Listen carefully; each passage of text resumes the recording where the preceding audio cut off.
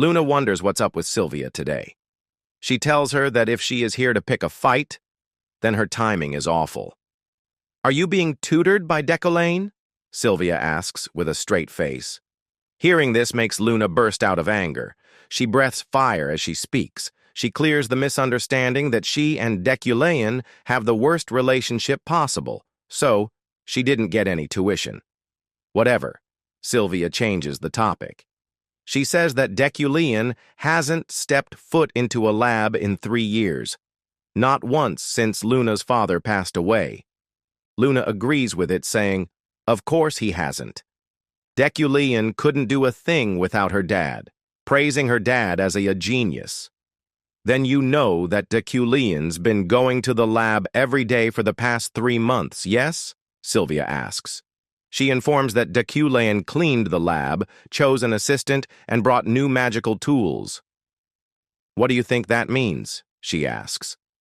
Luna finds herself in a dilemma. She wonders whether is he going to extort her father's research again? But she also knows that Decolane isn't capable of continuing the research himself. Lastly, she bounces off the questions by saying that maybe Professor Decolane is trying to do something by himself and she doesn't know anything about him. Sylvia sighs as she got her answer from Luna's facial expressions. She brought this topic up since she thought that Ephraim didn't know anything, and now that she has seen that Luna does know about it. There's no need to investigate further, and she leaves. Several days later, the day of the next lecture. Many students are gathered in an unknown place which looks somewhat like a mid-size arena. Julia asks, what practical is it for them to be in a place like this, while Beck intentionally bumps into her and walks forward while she was talking. At that moment, Decolane arrives and tells them to stay silent since the lecture has begun.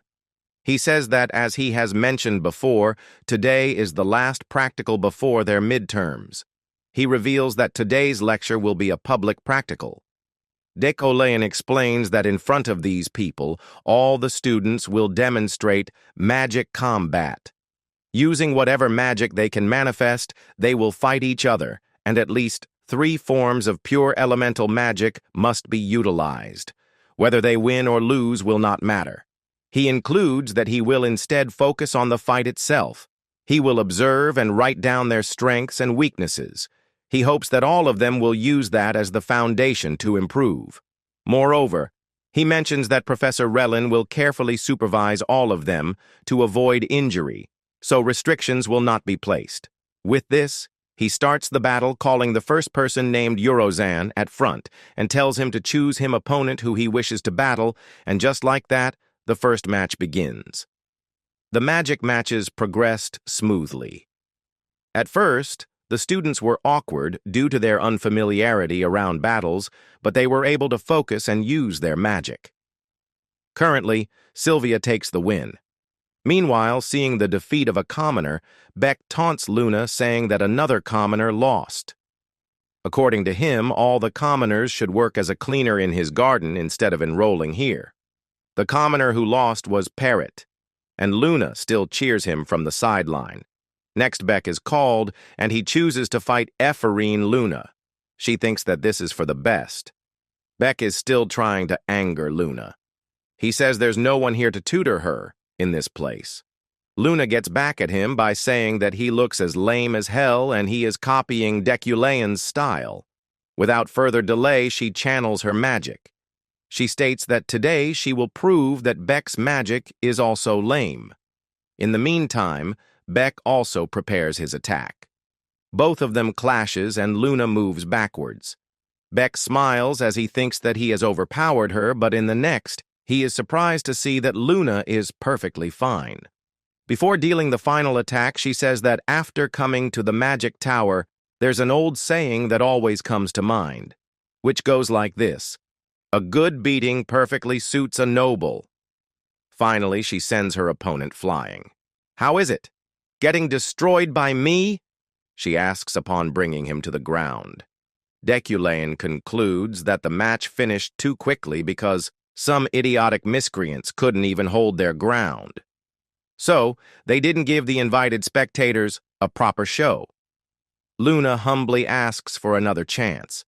She explains that he needed to use 3 kinds of pure elemental magic for this practical, but because her opponent was so weak, she was only able to use 1 and it immediately finished.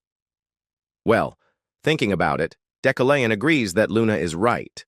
She wasn't able to receive a full evaluation because of her opponent. It's illogical to end things like this. So he grants her the permission to choose anyone as her opponent, but the thing that happened next wasn't expected. She points at the professor. She confidently says that she wants to fight Professor Deculayan. "What nonsense are you spouting?" Professor Relin shouts. As expected from Luna's perspective, everyone's freaking out. She figured they'd react this way, but she treats this as an opportunity, a chance to finally face Deculayan in battle. If she can just seize that chance, she doesn't mind being treated like a lunatic for a moment. Deculayan smirks while Relin freaks out. Deculayan tells Relin to calm down and permits the duel. He explains that he said anyone here could be chosen, and he never specified a restriction. Therefore, he will be her opponent. But it wouldn't be fair for a professor to duel a debutante without any handicap. So he will not attack her first. And if she manages to make him move even slightly here, that would mark her win.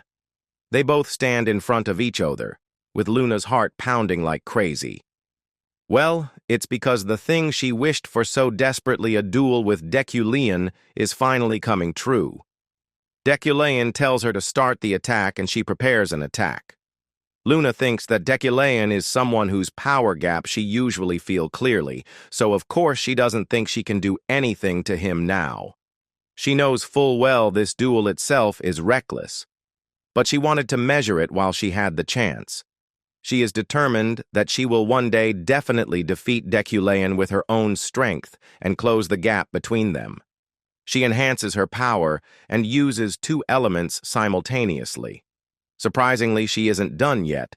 She has another element in her arsenal named Earth Deculayan. Finally, she realizes a powerful attack, mixing all the elements together. Everyone is astonished to see the growth of Luna, but Deculayan didn't even flinch. She tries to create another spell, and she feels the mana interference. Without any delay, she again attacks. Deculayan informs that her magic has a habit.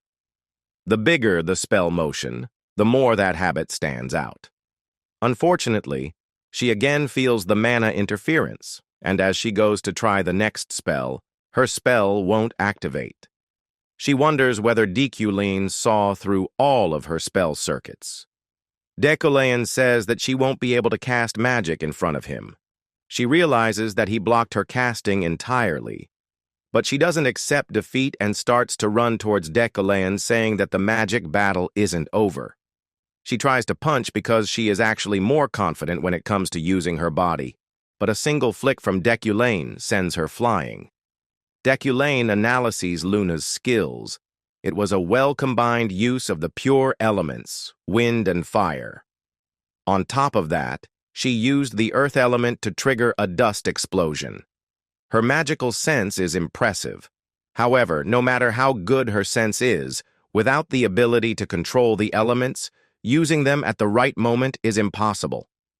He explains that what makes all this possible must be Ephorine's talent, Vessel, the ability to control all elements as long as she has the bracelet. Truly, it's one of the most prized talents in the world. Wu Jin thinks that if the original Deculayan saw Ephorine as she is now, he'd have felt a chill. If a kind-hearted named like her grows up properly, nothing could be better. Unfortunately, he says while moving towards Luna, he says that the result seems to be already decided. However, the match wasn't bad at all. Luna also seems a little surprised. Deculayan declares that it's the end of today's public lesson. He tells the debutantes to focus on preparing for the midterms during the remaining period and walks away.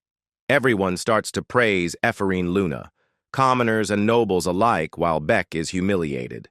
Luna's smile shows a sense of relief, since finally she got recognized. Lastly, her friend comes to pick her up. Traveling through the sea, Ganesha and her crew reaches a place. She greets two people named Leo and Carlos as they come running towards her.